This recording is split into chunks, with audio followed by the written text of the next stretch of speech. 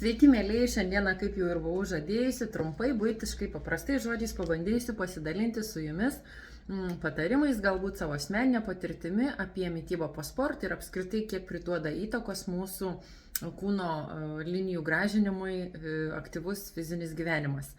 Na, jūs turbūt tikrai žinote ir aš tikrai jokios naujienos nepasakysiu, kad fizinis aktyvumas mūsų dailinant kūno linijas ar mažinant svorį sudaro 20%. Savaime suprantama, likusi 80% tai yra mūsų mityba. Ir kaip iš tikrųjų dauguma žmonių, kurie jau yra perėję per tai, manau, kad tikrai man paantrins ir pritars, kad galime sportuoti savo mėgstamą sporto šaką, sporto salį, griname ore, na, žodžiu, kuom jau mes be užsimtumėm iki nukritimo, tačiau didžiausi pokyčiai, rezultatai yra pasiekiami būtent treniruojantis virtuvėje.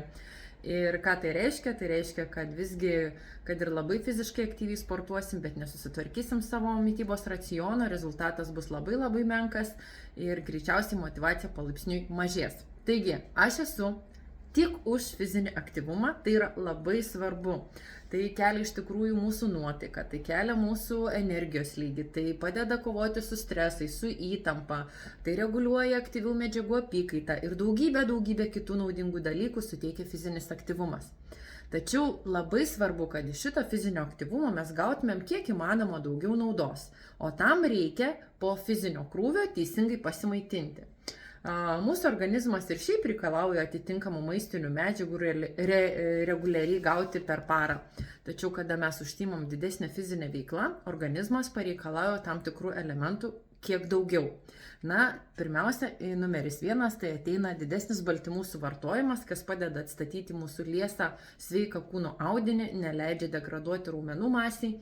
Atitinkamai pagreitėja mūsų medžiagų apykaita, bendras metabolinis greitis, aktyviau deginamos kalorijos, na ir savaime suprantama, greičiau ir efektyviau tirpsta riebalai. Norint pasižiūrėti, kiek aš turėčiau suvartoti maisto, mums labai svarbu įsivertinti savo aktyvumo koeficientą. Kiek aš aktyviai sportuoju? 1 kartą, 2 kartus per savaitę, ar 3-5 kartus, ar 6-7 kartus. Tačiau didžioji masė žmonių tai yra 1-2, maksimum 3 kartus sportuojantis, aktyviai užsiimantis fizinę veiklą. Tai reiškia, esam tokio vidutinio fizinio aktyvumo žmonės ir mūsų aktyvumo koeficientas gali būti daugiausia 1,2, kiek aš pamenu. Tai reiškia, kad bendras kalorijų kiekis turi būti išsaugotas pakankamai nemažas, tai yra, na, aišku, puikiausias sufleris mums analizatorius, kada mes lankomės pas savo konsultantą ir parodo, kiek mes sudeginam kalorijų per parą. Arba jau esu dalinusis prieš tai, galima pasiskaičiuoti.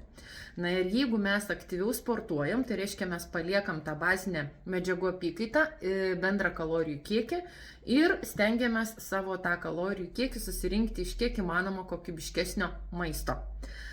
Apie mitybos režimą, apie visą kitą jau esam nemažai kalbėję ir šiandien akcentas tai visgi ką turiu ir kaip turiu maitintis po sporto, po fizinio aktyvumo. Labai svarbu, kad po fizinio krūvio mes neilgiau kaip per 40 maksimum valandą laiko padėtumėm atsistatyti audiniams, tai yra reiškia raumenų masę tinkamai pamaitintumėm. Ir nepradėtų raumenis degraduoti, nes priešingų atveju tik tai taip ir vyks.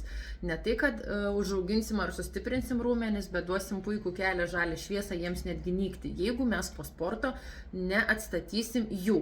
Tai reiškia, po sporto per pusvalandį, maksimum 40 minučių rekomenduojam išgerti atstatomąjį maistinį kokteilį.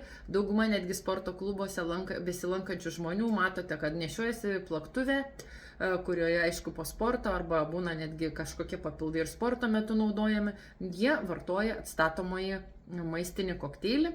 Mums puikiai tinka mūsų subalansuotas Formulė 1 kokteilis su papildomais F3 baltymais, arba galima įsigyti net ir sportinį kokteilį Herbalife 24 Rebuild. Tai yra išties jau visiškai kitokios sudėties, tikrai labai aukštos kokybės sportinis kokteilis, kuris labai gražiai padeda ne tik atstatyti raumenis, bet ir formuoti atitinkamos kūno linijas kur kas efektyviau. Ką dar čia dabar galvoju norėjau pasakyti?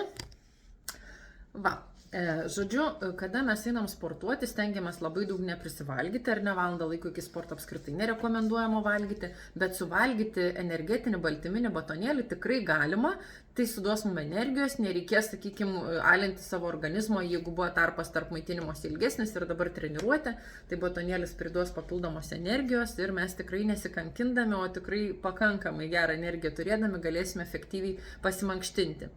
Na ir dar paskutinis turbūt momentas, labai labai svarbu, nesusimažinti per daug kalorijų kiekio.